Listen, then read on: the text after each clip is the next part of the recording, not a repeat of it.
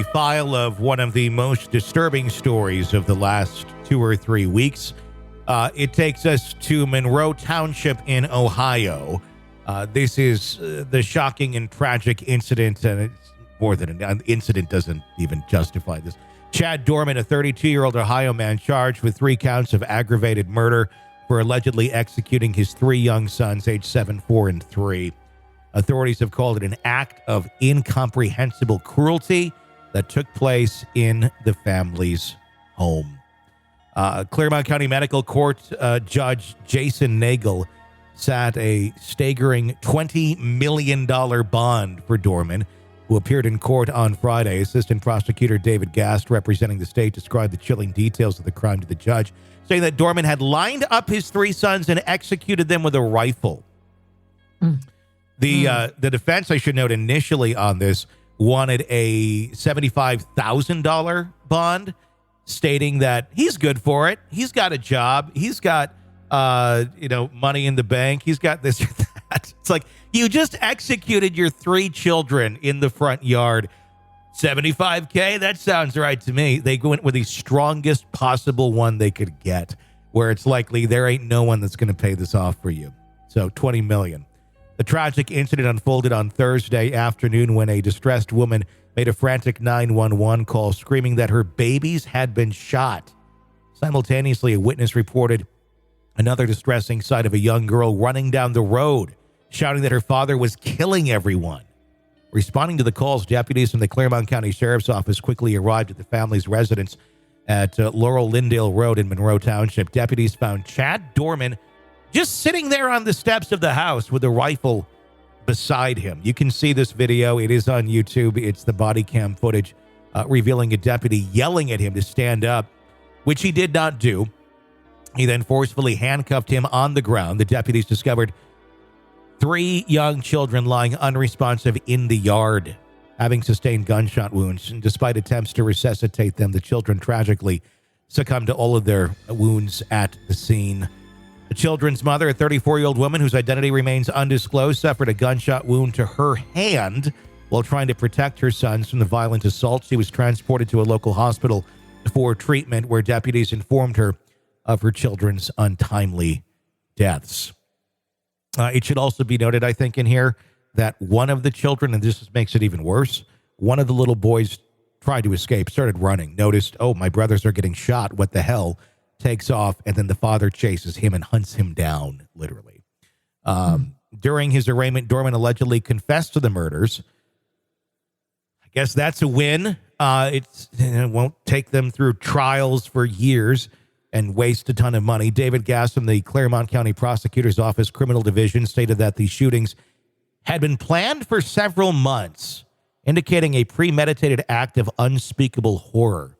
The motive behind the crime remains under investigation. When you're talking about doing something like this, I don't really care what your motive is. You don't have one. Your motive is insanity at that point.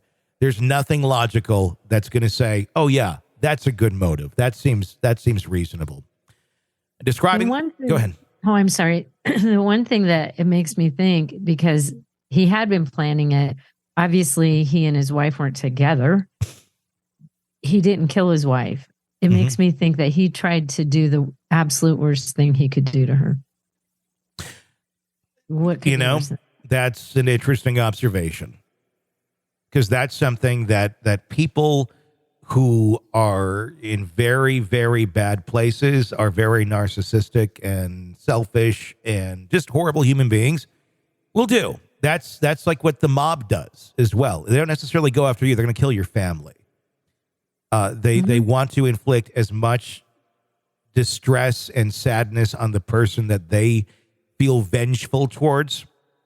And the collateral damage is what's going to cause that. And they don't really necessarily think or want to think about who they're killing or why they're killing them. They just want to inflict that pain on somebody else. I wonder if that could possibly be part of that motive. And I'd read that the girl who took off running, that her dad was killing everybody, that was his stepdaughter.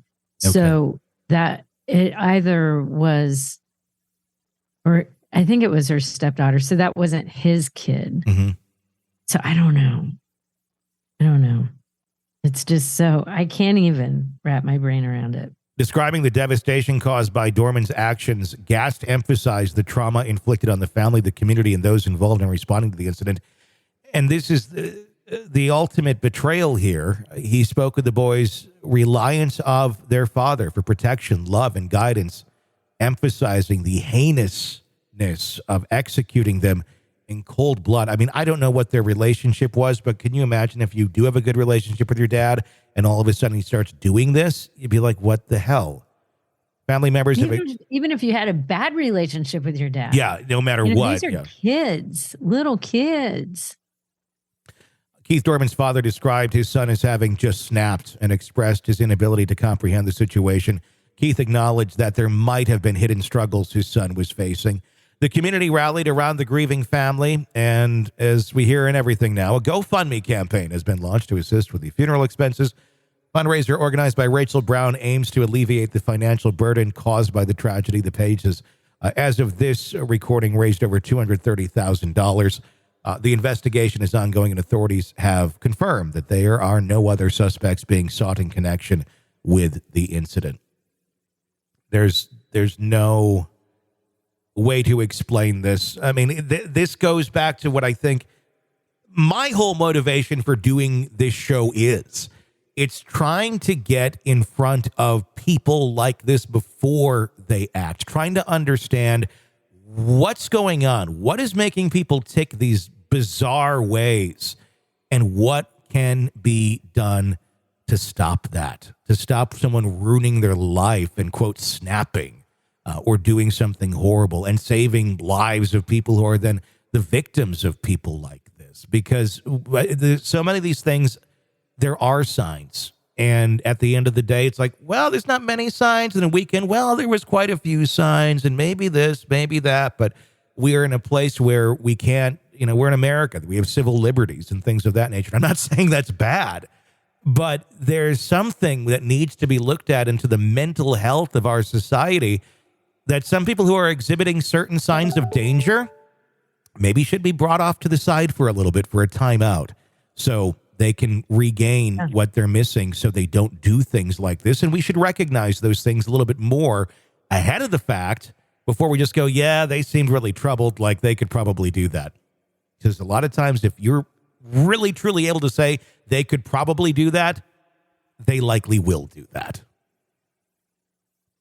You just have to wonder. It just makes me think that it had been a bad relationship, obviously. Mm-hmm. If he'd been, were they going through a divorce, separating? I don't know.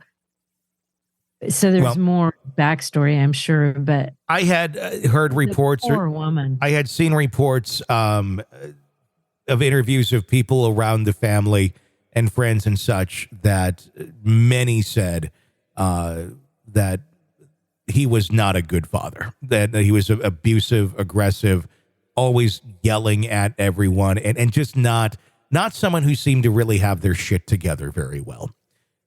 Not that everyone who yells at their kids is going to go kill them by any means, but there certainly were signs that this is someone who's probably not capable of being a good parent right now, and maybe something should be done.